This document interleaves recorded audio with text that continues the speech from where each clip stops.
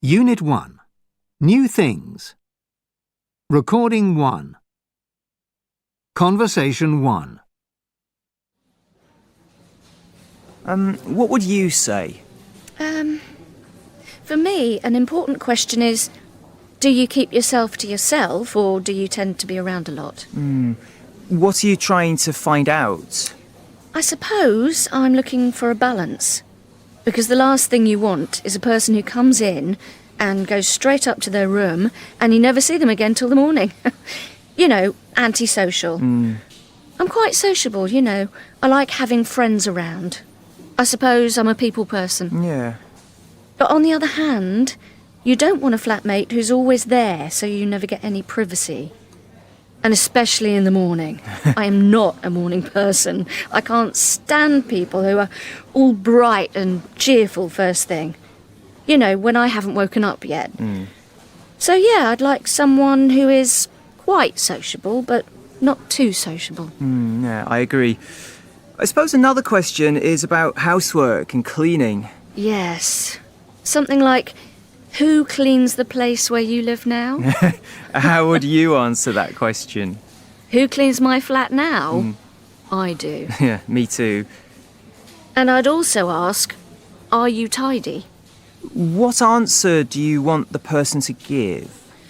Oh, I'd want the answer to be, oh, yes, extremely. I don't know. I'd hate to live with someone who was really untidy all the time.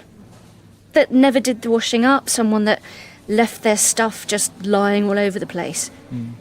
Someone who doesn't do their fair share of the housework. No, that would just drive me crazy. I suppose I'm quite tidy myself. Yeah. And what about money? Yeah, it can be a big problem. I had a flatmate once, and she used to say, I know I have to pay the electricity bill, but can I pay it next week? She promised to pay and then never did.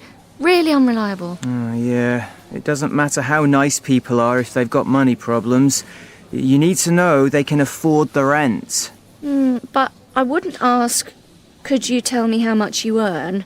I think I'd say the rent and the bills have to be paid in advance. So I'd ask, can you pay 3 months in advance and see what they say?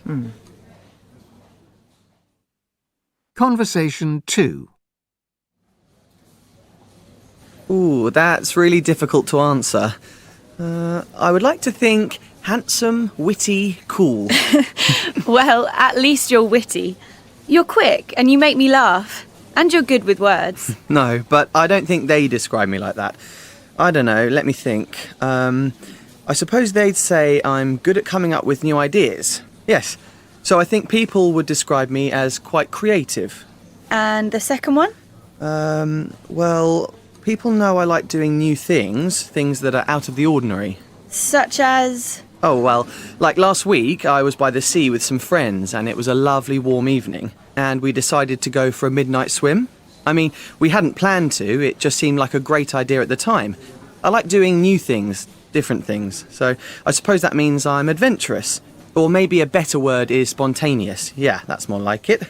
I get an idea and I do it, no hesitation. So I'm spontaneous. That's useful in my job too. Can I ask what you do? I work for a web design company. We design websites for new businesses. Sounds interesting. Most of the time. So, that's 2 very positive words so far. What's your third one? Well, I think people that know me would say I'm quite messy and disorganised. You should see my desk, papers everywhere, and my bedroom. And I'm always losing things. So, yes, my friends would say creative, spontaneous and disorganised. I'd be interested to know if you agree with them. What words do you think describe you best? Now, that's an interesting question. Actually, I'd like to think that I'm fair, you know, non-judgmental. What do you mean by non-judgmental? Well, I try not to make up my mind about people until I get to know them. So, yes, non-judgmental. But I'd stick with spontaneous and disorganised. I think they describe me quite well. What about you?